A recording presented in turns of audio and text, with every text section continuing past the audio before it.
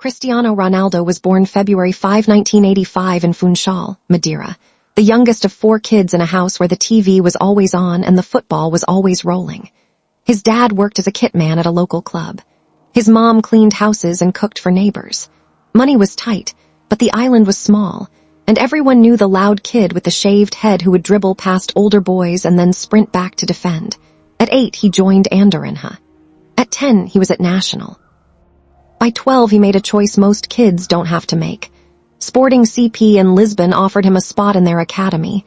He said yes and cried on the plane because he missed home. Lisbon was hard. He was teased for his accent. He was homesick. He was also furious, so he ran more. He stayed after training. He did extra sit-ups in the dorm.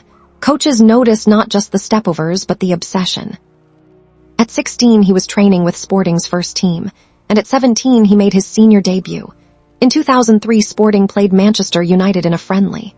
An 18-year-old kid tormented United's defense all night. After the game, United's players went to their manager and said, "Sign him." Old Trafford in 2003 was not ready for a skinny winger who wanted to do 5 tricks before passing. Fans booed sometimes. Ronaldo heard it, went home, and worked on the basics. First touch, weak foot, tracking back. The turning point came after his father died in 2005. Ronaldo was 20.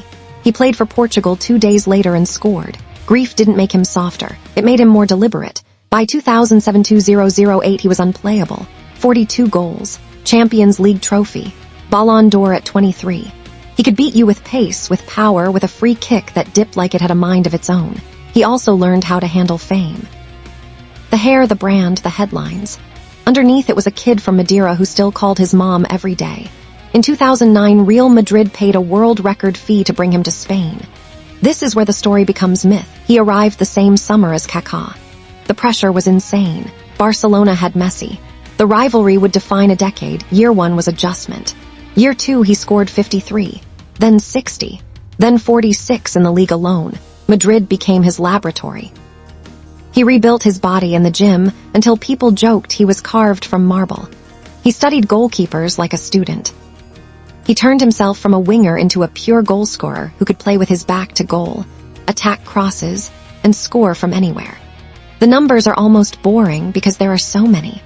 450 goals in 438 games for Madrid, 4 more Champions Leagues, including 3 in a row from 2016 to 2018, 5 Ballons d'Or total. But the moments people remember are not the stats. It's the bicycle kick against Juventus in 2018, and even the Juventus fans applauded. It's the hat trick against Wolfsburg to drag Madrid through. It's the way he would point to the badge after a late winner at 90-plus minutes because he was exhausted and still wanted more. Off the pitch, he became a father, a businessman, a brand. On the pitch, he became the standard. If you wanted to be great, you had to match his training, his diet, his sleep, his recovery. Club success was one thing. Portugal was another. For years, people said he couldn't win with his national team. Euro 2004 final loss as a teenager hurt. Euro 2016 changed everything. He got injured 25 minutes into the final against France. He spent the rest of the game on the sideline, coaching, yelling, limping on one leg to celebrate when Eder scored. Portugal won its first major trophy. 3 years later, he led them to the Nations League title. In 2022, he became the first man to score in 5 World Cups. Playing for Portugal let us see a different Ronaldo. Less individual brilliance, more leadership. He was the captain who arrived first, left last, and made teenagers feel like they belonged. In 2018, he shocked the world and moved to Juventus. 101 goals in 134 games. Serie A titles. He proved he could dominate in Italy too. In 2021, he went home to Manchester United. The return felt like a movie. 2 goals on his second debut. More goals than anyone else on the team that season. But the club was in chaos, and at 37 he was still running like he was 27. That tension boiled over in 2022. At the end of that year, he made another choice that confused people. Al Nassr in Saudi Arabia. Most stars go to the Middle East to wind down. He went to compete. He scored 50 goals in his first full season. He brought attention, money, and younger players to the league. He also kept posting his 6 a.m. gym videos from Riyadh because the routine never stopped. If you sat with Cristiano for 25 minutes, you wouldn't hear much about goals. You would hear about discipline. He doesn't drink alcohol. He sleeps with the curtains blacked out. He eats 6 small meals. He ice baths. He studies video until his eyes hurt. He has said many times that talent got him to sporting, but work got him everywhere else. He also talks about family. His mom, his sisters, his kids. The boy who left Madeira still sends money home. The man who could buy anything still folds his own laundry in interviews because he says it keeps him grounded. He is vain and driven and sometimes stubborn. He celebrates hard.